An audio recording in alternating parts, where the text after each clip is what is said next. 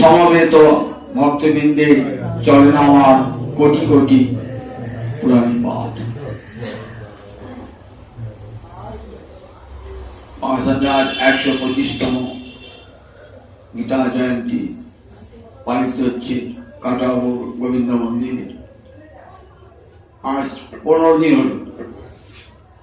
আজ পঞ্চদশ অধ্যায় পঠিত ও আলোচিত হয়েছে। পঞ্চদশ অধ্যায়টির নাম পুরুষোত্তম যোগা। এই নামটির মধ্যে আলোচ্য বিষয়ের কথা রয়ে গেছে। 20টা মাত্র শ্লোক আছে, কিন্তু এই অধ্যায়টা এত গুরুত্বপূর্ণ যে এই অধ্যায়টা কি একটা শাস্ত্র বলেছে। ইতি গুচ্ছতম শাস্ত্র ইদম উত্তম ময়ানক। অর্জুনকে সম্বোধন করছেন ভগবান অনঘ। অনঘ মানে অঘ মানে পাপ, যার অঘ নাই, অর্থাৎ সমস্ত পাপ হতে যিনি মুক্ত। ইতি গুচ্ছতম শাস্ত্র। গুচ্ছতম মানে গোপন, গুচ্ছতর মানে অধিকত গোপনীয়, আর গুচ্ছতম মানে সবচেয়ে গোপনীয়। ইতি গুচ্ছতম শাস্ত্র। আচ্ছা, একটা অধ্যায়কে শাস্ত্র বলে লেখা। একটা অধ্যায় তো শাস্ত্র নয়, একটা অধ্যায় 20টা শ্লোক, সেটা শাস্ত্র হবে কি করে? দেখুন, ইতি গুচ্ছতম শাস্ত্র, এই অধ্যায়টাকে একবার শাস্ত্র বলেছেন। আচার্য শঙ্কর টিকাকর থেকে বলেছেন যে এই অধ্যায়টার এত গুরুত্ব যে অধ্যায়টা একটা শাস্ত্রের সমান। সমস্ত গীতা শাস্ত্রের সার, গীতায় যা যা বক্তব্য, সমস্ত বক্তব্যই এই একটা মাত্র অধ্যায় আছে। ইতি গুচ্ছতম। এখানে দেখুন, গীতা শেষ হয়ে গেল, ইতি বললি শেষ হয়ে যায়। আমার চিঠি কেসে কি হয়েছে? ইতি সমাপ্ত চৌপায়, কিন্তু আমার শেষ হয়নি। 15 অধ্যায় 16, 17, 18 আছে, তারপর ইতিহাস। কিন্তু এখানে ইতি বলে মানে ভগবানের যেন সব কথা বলা যেন শেষ হয়ে গেল, এবং সর্বশাস্ত্রের সারটা ভগবান এখানে তুলে দেন অর্জুনকে। আমাদের সুদাম, পরম স্নেহভাজন পুত্রতুল্য সুদাম দাদা বলে সবাই বলেছে। আমি শুধু একটি কথাই বলে অনেক আত্মীয়, পুরুষোত্তম নামটি কেন হল, নামটি কেন যেগুলি বলা আছে। আমি খড়ের রচিত, আবার অক্ষর থেকে উত্তম, তাই লোকে বেদে আমাকে সবাই পুরুষোত্তম বলে। গোবিন্দ খড় কাকে বলে? যা সব সময় খরিত হয়, অর্থাৎ সবসময় পরিবর্তন হচ্ছে। এই জগৎ অবিরত পরিবর্তন হচ্ছে। আর যা দেখছেন কাল আত্মা নাই, কাল যা দেখছেন পৌষ আত্মা নাই। প্রতি মুহূর্তে খরচি, প্রতি মুহূর্তে তার বিচ্যুতি ঘটছে। সেই জন্য এই জগৎ অধিভূতম খড় ভাব, এই জগৎটাকে বলা হয় খড়। আর অক্ষর কাকে বলে? অক্ষর যিনি কুটস্থ নির্গুণ, যিনি অপরিণামী, যার পরিণাম নাই। জগৎটা পরিণামী কিন্তু নিত্য, পরিণামী হলেও নিত্য। এই জগৎটা আজ নাই, পরিবর্তনশীল, কিন্তু পরিবর্তনশীল রূপে নিত্য। আর অপরিণামী যিনি, তিনি অক্ষর, তিনি কুটস্থ নির্বিকার, তার কখনো পরিবর্তন হয় না, তিনি সব সময় এক রূপেই রয়েছেন। গোবিন্দ যেমন নিত্য কিশোর, তার রূপের পরিবর্তন হয় না, সব সময় একরকম তিনি রয়েছেন। লীলাজনে তিনি কখনো বালক হন, যুবক হন, কিশোর হন, লীলাজনে, কিন্তু তিনি নিত্য ঐশ্বর, এটা তার ধর্ম। এটা তিনি এই ধর্মীতে তিনি সব সময় রয়েছেন। ধর্ম তার বাল্য পৌগণ্ড দশাবতার লীলাকার বাণীতে প্রকাশিত হয়, কিন্তু আসলে তিনি নিত্য কিশোর হয়েছেন। এই যে অক্ষর, যার ক্ষরণ হয় না, সর্বাবস্থায় এক রয়েছেন, একই বলে অক্ষর। তাহলে আমরা জানি খড় মানে যে সমস্ত জীবের মধ্যে যে ভগবান আছেন, জীবাত্মা, সেটা খড় পুরুষ, আর তার জীব পরিবর্তন হচ্ছে। আর একটা অক্ষর পুরুষ রয়েছেন, যেটা পরমাত্মা বলি, যার ক্ষরণ হয় না, সবসময় এক রূপে রয়েছেন। কিন্তু এই দুটোর উপরে আর একটা পুরুষ রয়েছে। দেখুন, এই নতুন কথাটি এখানে শোনা যায়। খর অক্ষর, অক্ষর কাজ করি, ব্রহ্মকে আমরা অক্ষর বলি তো, আর জীবকে খর বলি। তাহলে এই অক্ষর ব্রহ্মের উপরেও একজন রয়েছে, এই পরিষ্কার বোঝা যায় এই পুরুষোত্তম তত্ত্বটি। চৈতন্য চৈতামিতে কবিরাজ গোস্বামী পাল বলছেন, যদ অদ্বৈতং ব্রহ্ম পরিষদি তদপশ্য তনুহা। তোমরা যাকে অদ্বৈত ব্রহ্ম বলছো, অক্ষর ব্রহ্ম বলছো, সে আমার গোবিন্দের অঙ্গ জ্যোতি, অঙ্গ জ্যোতি। আগের দিন দোলাহাটি গল্প বলে না, এই গল্পটা খুব সুন্দর গল্প। একজন গ্রামের ছেলে একটা গ্রামের ছেলেকে বলছে, তুই উদয় শঙ্করকে দেখেছিস, নৃত্যশিল্পী উদয় শঙ্করকে? তা বললে না, দেখি নাই। বলে তা তোর বাঁচাই বৃথা, জীবনটাই বৃথা। উদয় শঙ্করের ঠিকানা দিলে, সে উদয় শঙ্করের গেল, যাবার খরচ দিল, পাশেও দিল, গিয়ে উদয় শঙ্কর দেখে উদয় শঙ্কর ঘুমিয়ে আছে, ঘুমোচ্ছে। তখন ঘুমন্ত অবস্থায় উদয় শঙ্কর দেখল। উদয় শঙ্কর সেখান থেকে ছেড়ে চলে এসে উদয় শঙ্কর দেখলাম, কেমন দেখলে? খুব দেখতে সুন্দর, শুয়েছিল, ঘুমোচ্ছিল। তো দেখা হয় না তো আবার। এবার দ্বিতীয়বার গেল, দ্বিতীয়বার দেখলো উদয় শঙ্কর উঠে বসে আর পাঁচজন বন্ধুর সঙ্গে গল্প করছে। এবার দেখে, এবার তার ঘুমিয়ে নাই, এসে বন্ধুকে বলছেন, দেখে উদয় শঙ্কর কেমন দেখলে? না, পাঁচজন বন্ধুর সঙ্গে গল্প করতে দেখতে হবে। ওই তো দেখাই হয় না, আবার যা ফোন দেখলাম, তারপর ঘুমন্ত অবস্থায় জাগ্রত অবস্থা দেখলাম, দেখা হয় না, ভালোকে বা দেখে এলাম।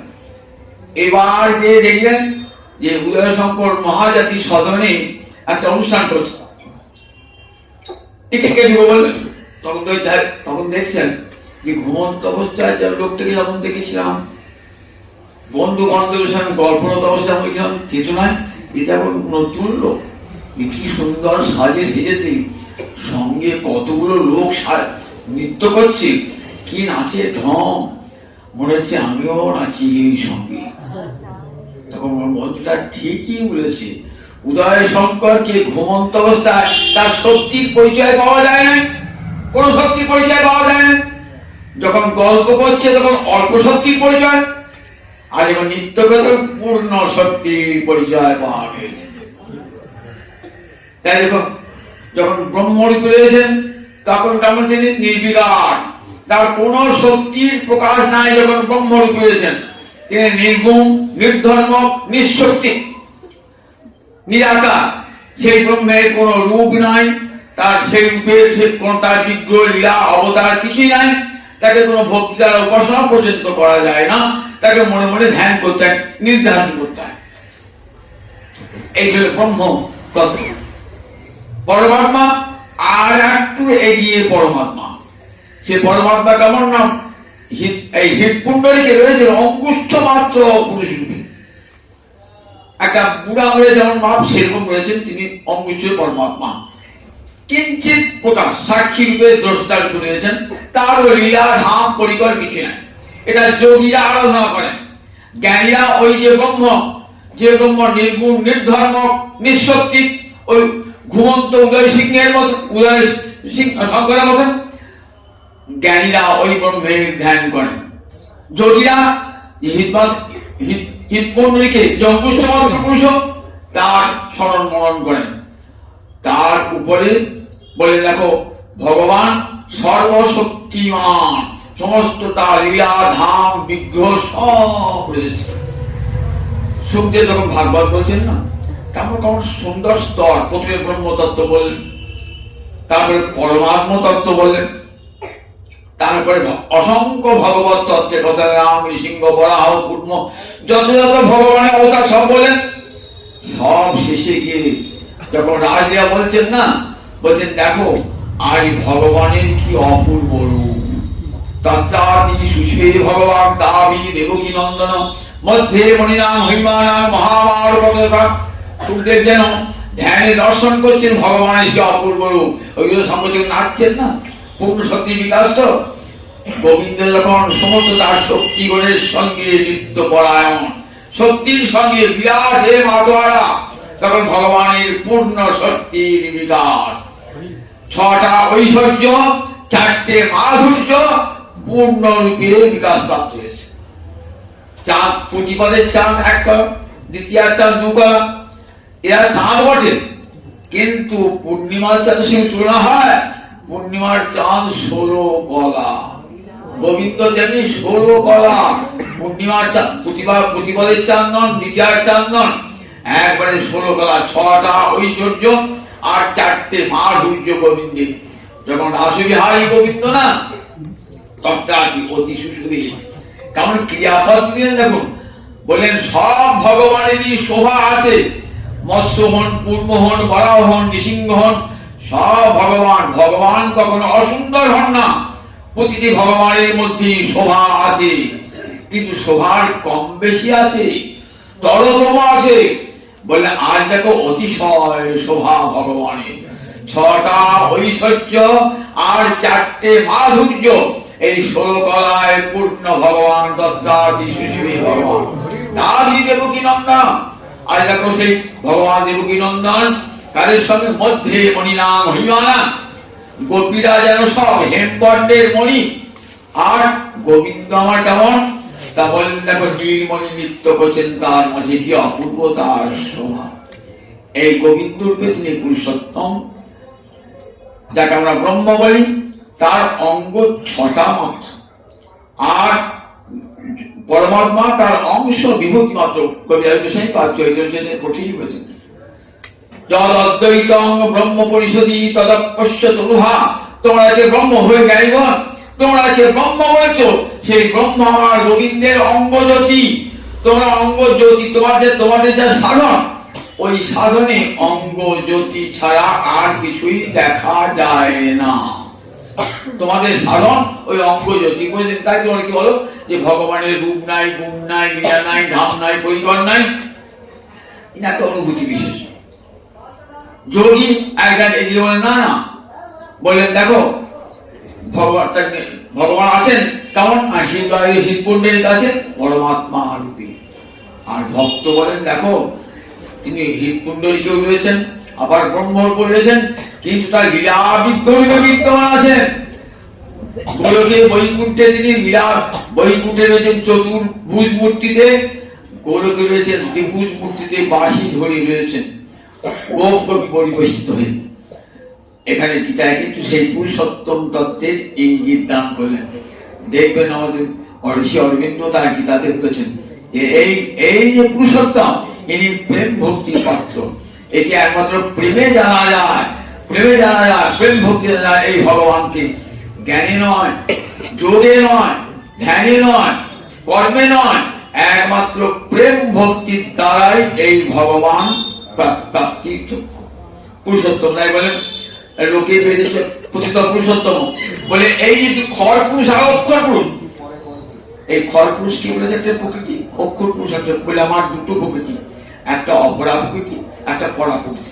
পরা প্রকৃতির জীব, প্রতিটি জীবের মধ্যে ভগবান আত্মরূপে প্রবেশ করেছে, প্রতিটি জীবের মধ্যে এই খর পুরুষ।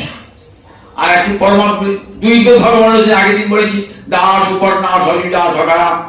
ভগবানের দেহতে দুটো ভেবেছেন, আত্মা জীবাত্মা পরমাত্মা। তাহলে জীবাত্মা একটা পুরুষ, পরমাত্মা একটা পুরুষ, এই দুই পুরুষের অতীত পরম পুরুষ ভগবান শ্রী হরি পুরুষোত্তম। এইটি কিন্তু গীতা সেই জন্য বলছেন দেখো, গীতার এই পুরুষোত্তম তত্ত্বটি গীতার সর্বোত্তম তত্ত্ব। এই পুরুষোত্তম হচ্ছে লীলা বিগ্রহ। তিনি জগতের অনাদি আদি গোবিন্দ সর্ব কারণ কারণ, তিনি সমস্ত কারণের কারণ। তিনি গতির ভর্তা, প্রভু সাক্ষী, নিবাস শরণাং শ্রী। কোন রূপে? ওই পরমাত্মা রূপেও নন, ওই জীবাত্মা রূপেও নন, পুরুষোত্তম রূপে তিনি গতির ভর্তা, প্রভু সাক্ষী, নিবাস শরণাং রূপে। জগতের যত যত ভক্ত তারা কোন রূপে? এই ভগবানের এই রূপ, এই দ্বিভুজ মুরলীধর রূপ অথবা শঙ্খ চক্র গদা পদ্মধারী। যাদের ভক্তিটা ঐশ্বর্য প্রধান, তারা ভগবানকে কি রাখেন? চতুর্ভুজ মূর্তিতে দর্শন করেন তারা। আর যারা ভগবানের প্রতি যাদের ভক্তিটা মাধুর্য প্রধান, তারা দ্বিভুজ মুরলীধর রূপে ভগবানকে দর্শন করেন। যেমন রাসমণ্ডল যখন গোবিন্দ চলে গেলেন না, তখন গোপীরা কৃষ্ণ অন্বেষণ করছে। গোবিন্দ ভাবছেন গোপীটিকে একবার চতুর্ভুজ মূর্তিটা আমার দেখা।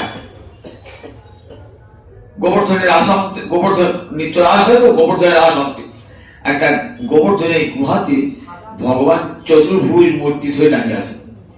গোপীরা যে অঙ্গ ছটা দেখতে পাচ্ছে তো, ওই কৃষ্ণ, ওই কৃষ্ণ, ওই কৃষ্ণ গিয়ে দেখছেন, ও বাবা এত নারায়ণ, ও তো আমাদের নন্দ বাবা এই উপাসনা করেন, আমাদের কুলদেবতা নারায়ণ। হে নারায়ণ, আমাদের বাঞ্ছা পূর্ণ করো, আমরা কৃষ্ণ সঙ্গ পেতে চাই বলে সব বই প্রাণ চলে গেল। গোবিন্দ হাসলেন। এবার সবশেষে রাধারানী আসছেন। রাধারানী দূর থেকে আসতে দেখতে অঙ্গছাড়া, ওই কৃষ্ণ। যত রাধারানী কাছে আসছেন না, তত দেখছেন দুটো হাত আস্তে আস্তে ঝুঁকে যাচ্ছে। সোজা ছিলেন তো বাঁকা হয়ে যাচ্ছেন, তিন ঠাই তিন বাঁকা হয়ে যাচ্ছে আস্তে আস্তে আস্তে। হাতে মোহন মুরলি চলে এলো। কোথায় শঙ্কচা করে গলাবদ্ধ? তখন কি দেখলেন? তারপর কবিরাজ সাহেব বলছেন, দেখো শ্রী রাধার মহাভাবের অচিন্ত প্রভাব, রাধারানীর যে মহাভাব, সেই মহাভাবের কেমন শক্তি দেখেছ? যে কৃষ্ণের করাইল দ্বিভুজ স্বভাব, যে কৃষ্ণকে চতুর্ভুজ ছাড়িয়ে দ্বিভুজ করালো, হাতে বাঁশি ধরালো, শঙ্খ চক্র গদা পদ্ম ছাড়িয়ে হাতে বাঁশি ধরালো, বাঁকা হয়ে দাঁড় করালো বঙ্কিম ঠাকুর। তাহলে মাধুর্য প্রধান ভগবান, যারা গোপীরা, যারা মাধুর্য মধুর পথে ভগবান উপাসনা করেন, তারা কি দেখেন? তারা ভগবানের দ্বিভুজ মুরলীধর। আর যখন নারায়ণ রূপে যারা ঐশ্বর্য প্রধান, কে দেখেছেন? যেমন মহারাজ অম্বরীশ, রাজর্ষি ভরত, ধ্রুব, প্রহ্লাদ, এদের সব চতুর্ভুজ শঙ্খচক্র গদা পদ্মী ভগবান, এদের উপাস্য দেবতা। আর ব্রজলীলায় গোবিন্দ মাধুর্য প্রধান ভগবান, দ্বিভুজ মুরলীধর রূপ, একটা ঐশ্বর্য মণ্ডিত রূপ, একটা মাধুর্য মণ্ডিত রূপ। এই রূপে পুরুষোত্তম তত্ত্ব, পুরুষোত্তম, এই পুরুষোত্তম তত্ত্বের কথা এই ৫৫ অধ্যায়ে ভগবান বর্ণনা করেন। এই পুরুষোত্তম তত্ত্ব বলেন দুটো পুরুষের উপরে আমি, তাই আমাদেরকে পুরুষোত্তম হয়। এই রূপে আমি লীলা পরায়ণ, আমি সবিকার, আমি সাকার, আমি সহম, আমি অতিভদ্রা পুরুষাক্ষী নিবাস স্মরণংশে আমি খরের অতীত, আমি অক্ষরকে উত্তম, আমি তাই পুরুষোত্তম, লোকে আমাকে পুরুষোত্তম বলে। এই যে পুরুষোত্তম তত্ত্বের সব আলোচ্য বিষয়। আজকে ৮টা হয়ে গেছে, কীর্তন করে আগামী আবার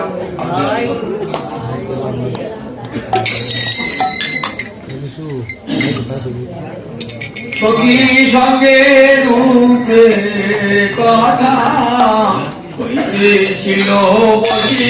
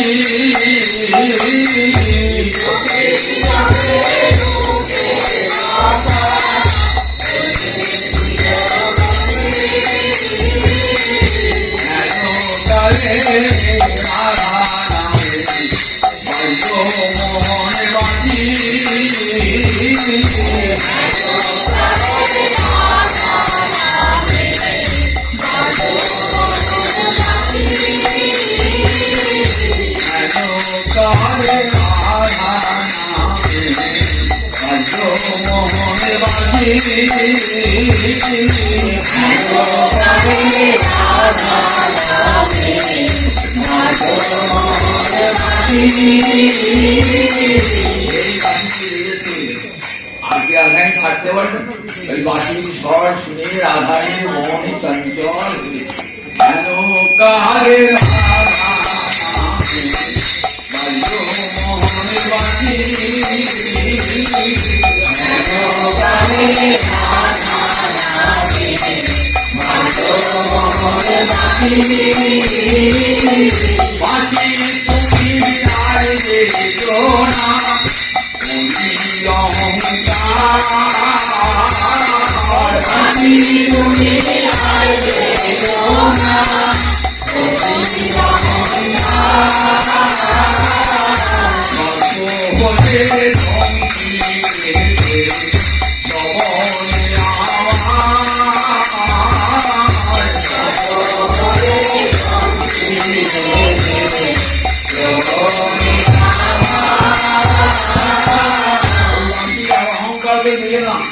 তোমার এই শব্দ সর্পসম আমার দুটো কানে ছবল মারল। সর্প হলে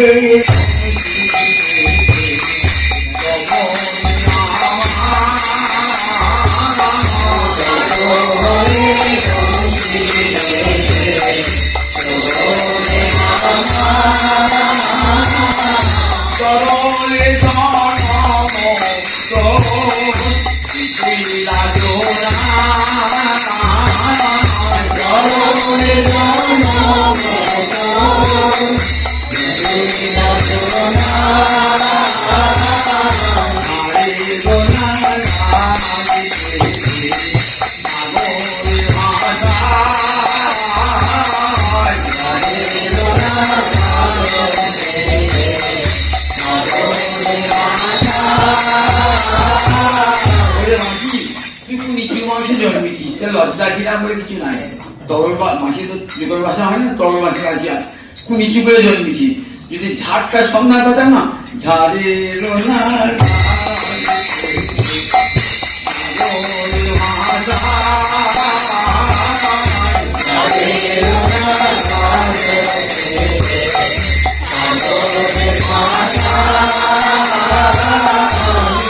সন্ধান পেতাম না, তোর বংশের ঝাড়টা একটা বংশের কেটে নির্মূল করে ঝাড়ে ভাই দিতাম।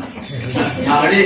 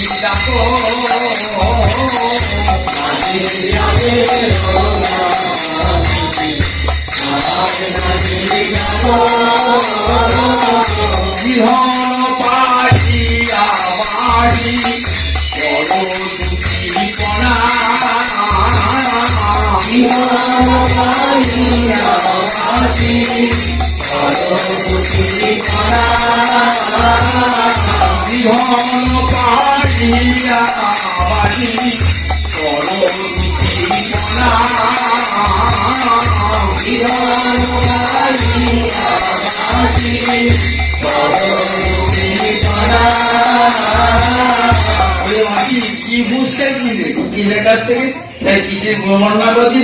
ইহন পাইয়া বাসি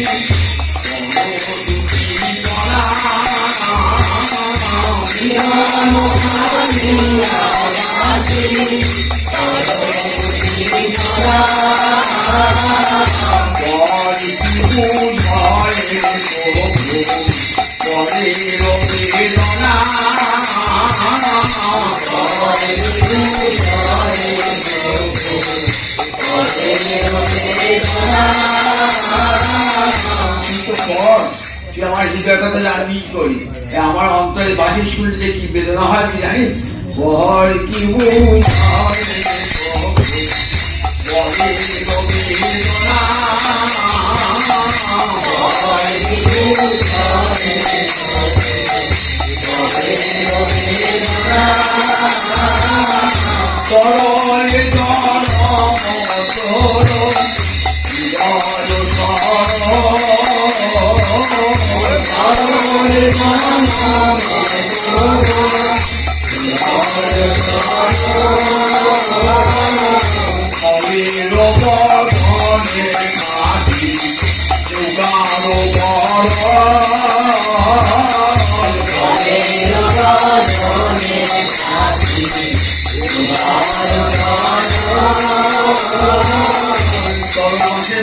তরল বংশে জন্মেছিস তো, ওই চিত্রটা সরল বটে, ইনা তো সংঘর্ষে সব গুণ চলে যায়, ফলের সঙ্গে মিলে ফলই হবে। তাই তরলে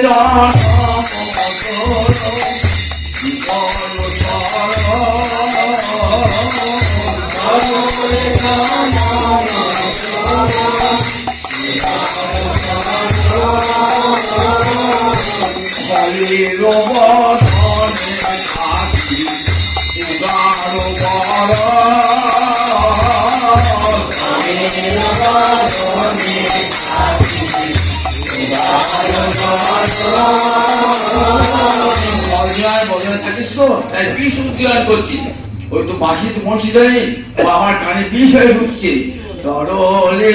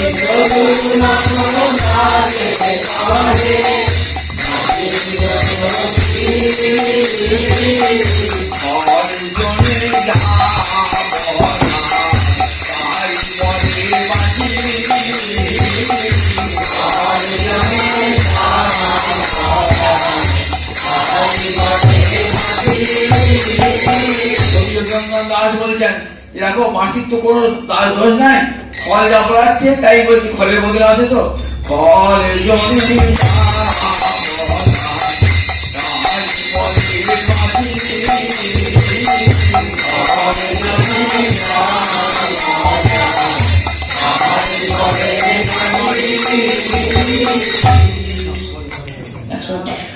জয় জয়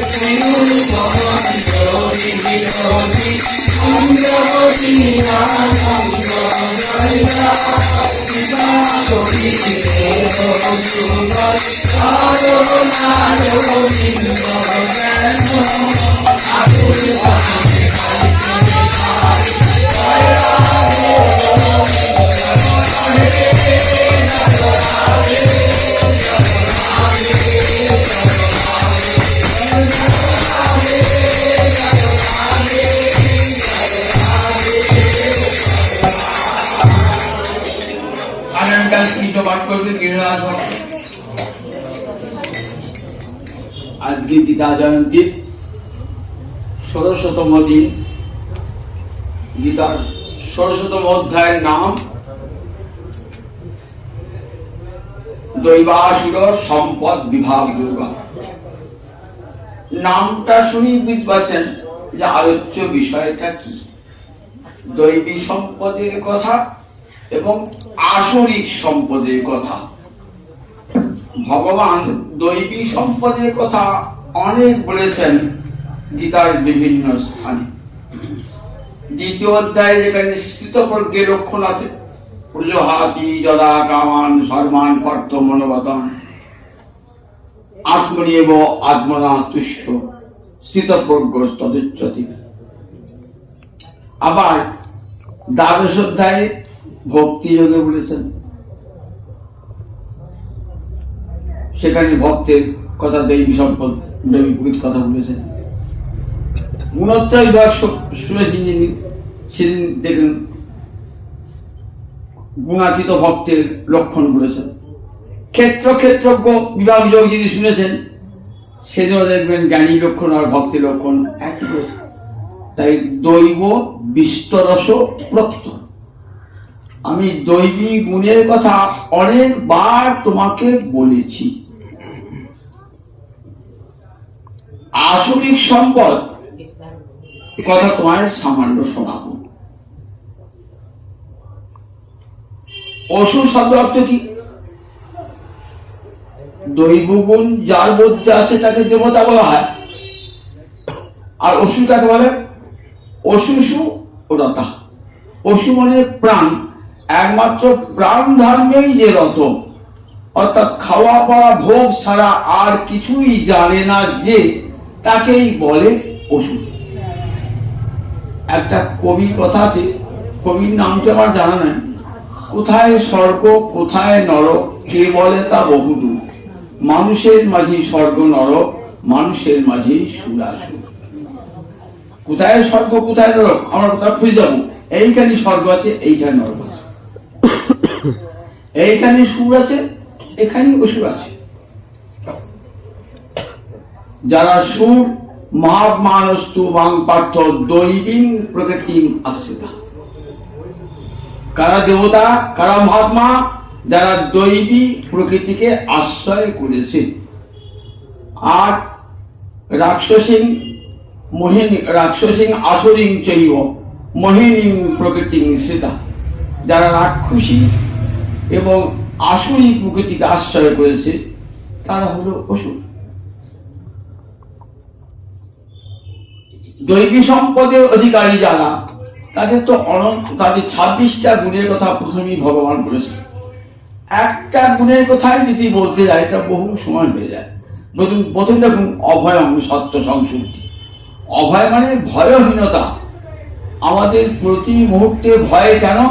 ভাগবত বলেছেন ভয়ং দ্বিতীয়াভিনিবেশত, দ্বিতীয় বস্তুতে আমাদের যেদিনই অভিনিবেশ হয়েছে সেদিনই ভয়ের সঞ্চার হয়েছে। আত্মা ছাড়া জগতে আর দ্বিতীয় বস্তু নাই, এ বোধটা তো আমরা ভুলে গেছি। দেহেতে এবং দৈহিক বস্তুতে আমাদের অভিনিবেশ হয়েছে, এই ভয়ই ভয় এসেছে। আমি বলি আত্মা বুঝি না, আমি বলি দেহ বুঝি, ইন্দ্রিয় বুঝি। সুতরাং দেহটা আমার একটু রোগ হলি আমার ভয় হয়েছে, মরে যাবো না তো, বয়স হচ্ছে, আর তোমার গোড়াধীন হয়ে এলো। দেখুন, কারণ আমি তো আছিলাম, আমি আছি, আমি থাকবো, আমার তো কোনো মৃত্যু নাই। আমার দেহেটার মৃত্যু হবে, সেটাকে মৃত্যু বলে না, দেহান্তর প্রাপ্তি। একটা দেহ থেকে আর একটা দেহেতে আমি চলে যাব। এটা হয়তো ব্রাহ্মণের দেহ, সেটা হচ্ছে চণ্ডালের দেহ, নয় হয়তো পশু পাখির দেহ, নরদেহ ছিলাম, হয়তো নারী দেহ। কি আমার কর্মফল অনুসারে হবে, সেটা আমার কর্মফল অনুসারে। মানুষ অগণিত বার জন্মায়, আর অগণিত প্রতি জন্মেই কর্ম করে। কর্ম করতে গেলে পুণ্য হয় পাপ হয়, আর এই পাপ পুণ্য কর্ম করার ফলে কি হয়? একটা সংস্কার তৈরি হয়ে যায়।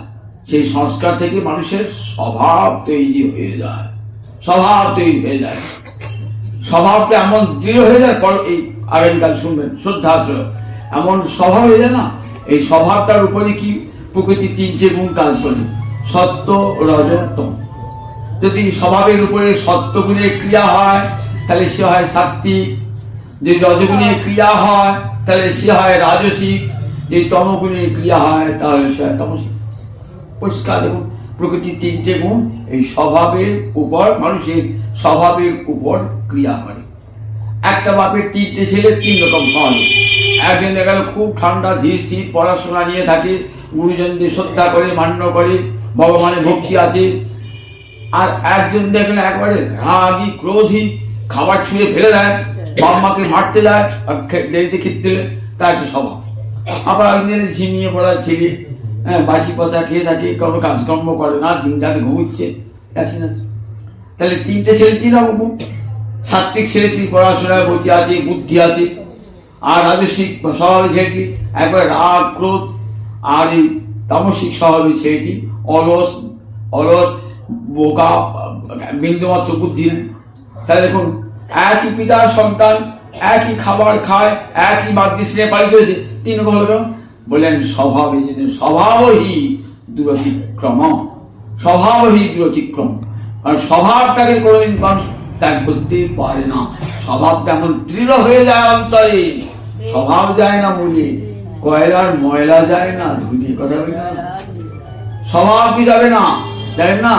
বলে কুকুর যদি রাজা হয় মতি গলে কানে, আর চোখে চায় ছেঁড়া জুতো পায়।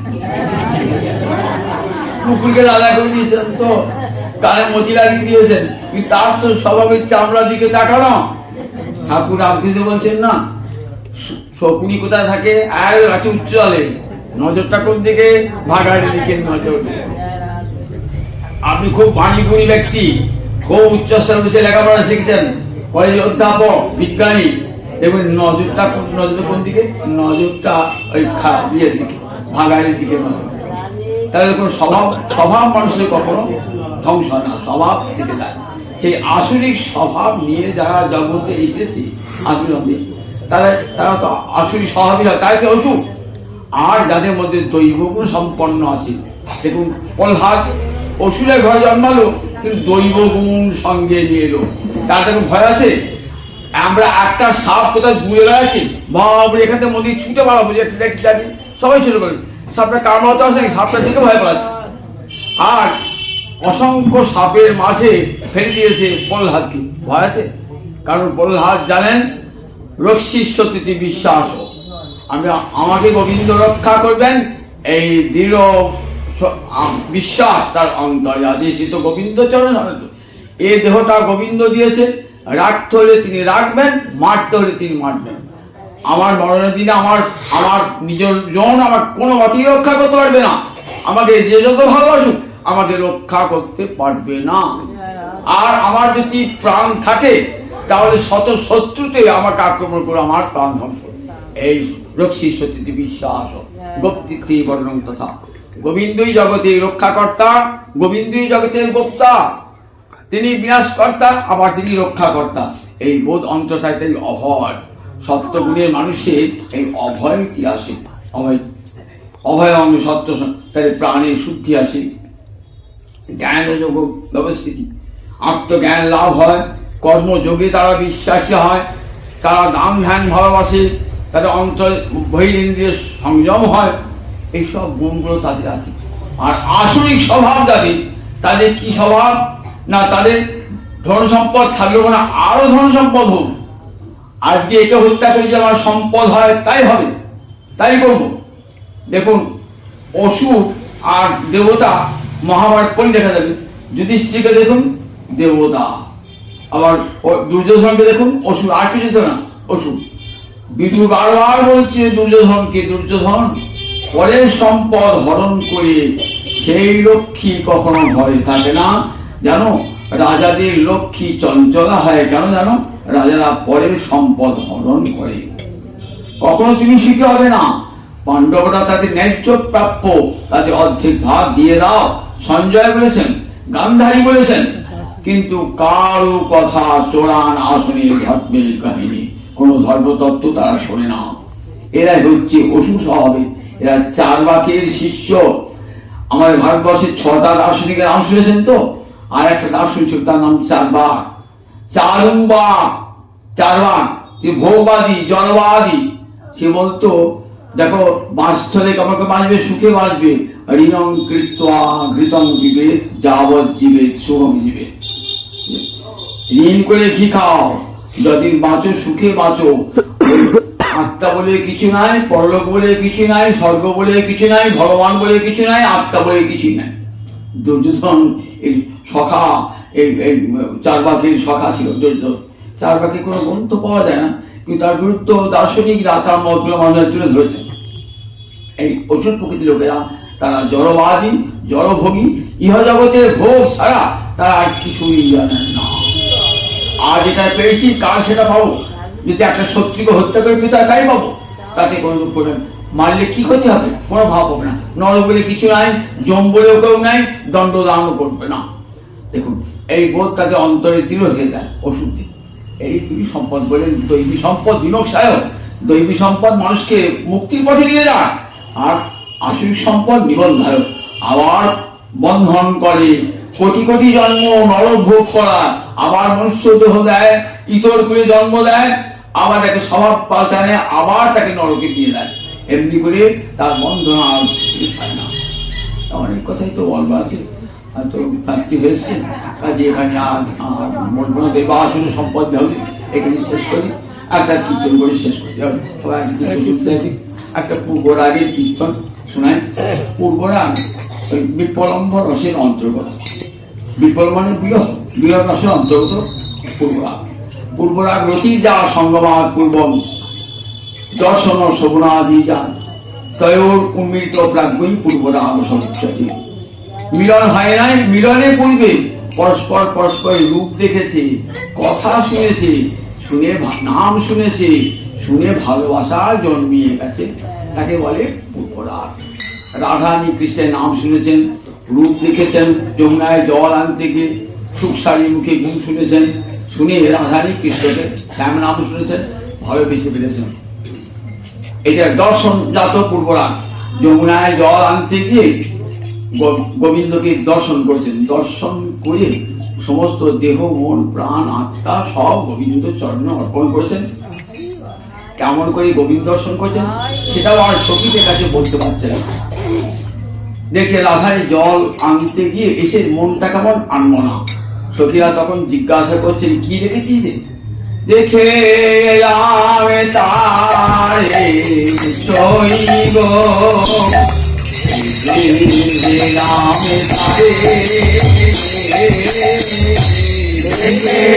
রাম তারে সইব, রাম তারে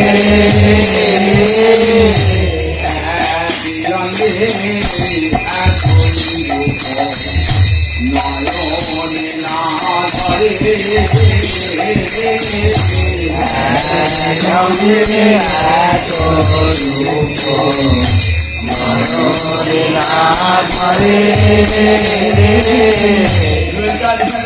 কেমন দেখলি? সেই শ্যাম সুন্দরকে কেমন দেখলি? তারপর আমি বলতে পারবো না। কেন বলতে পারবি না?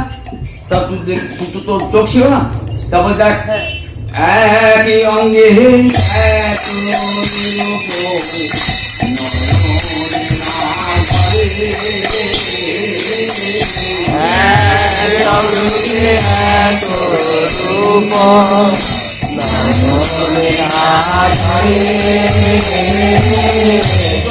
গোবিন্দকে দেখেছিস তো? বলছে হ্যাঁ দেখেছি। নয়ন বলিতে পারে না, পথে বলিতে পারে না,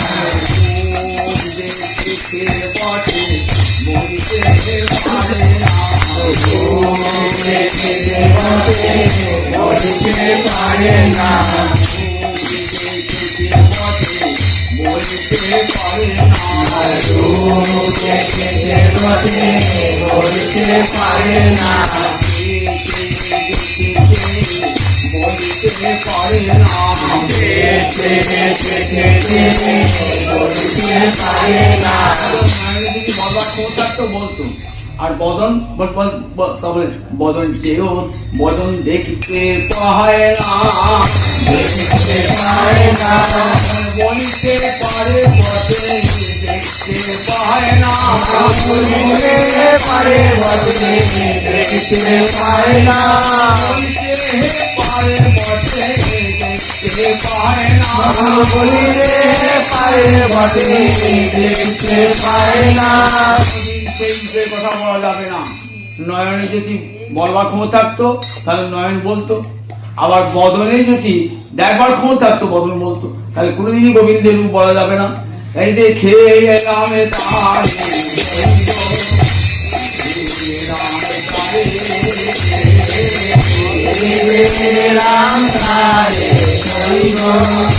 রাম তারে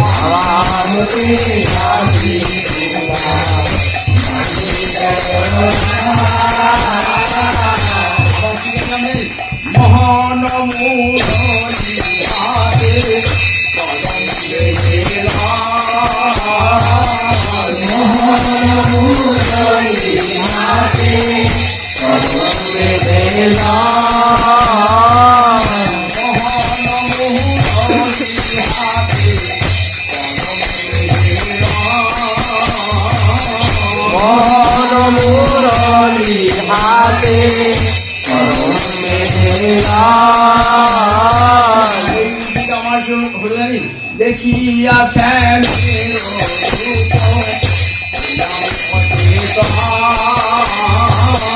দেখিয়া কেমন দুঃখ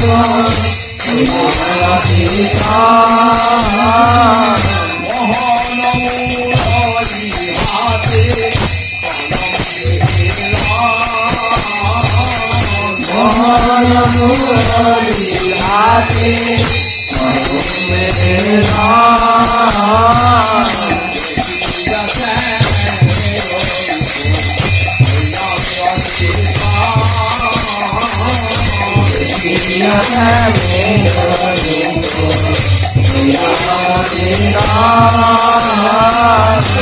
সেই দিন থেকে আমার চোর কেমন অন্তরে আমার প্রতিক্রিয়া সৃষ্টি করলো।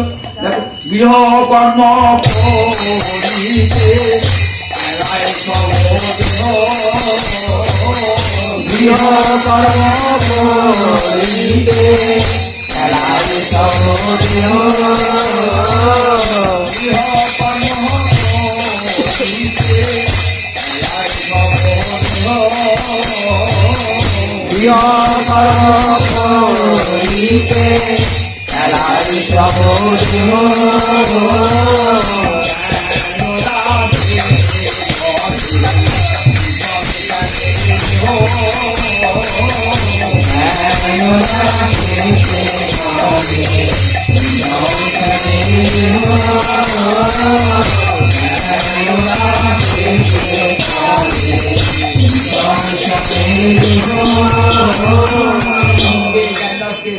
এই জ্ঞানদাসকে কোথায় বলুন?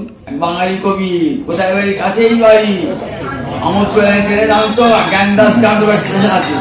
জ্ঞানদাস জ্ঞানদাস নেতাই চাঁদের শিষ্য ছিলেন। জ্ঞানদাস আজীবন চিরকুমার ছিলেন।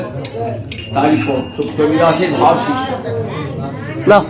জয় জয় রাধে কৃষ্ণ গোবিন্দ রাধে গোবিন্দ রাধে গোবিন্দ জয় জয় রাধে কৃষ্ণ গোবিন্দ জয় জয়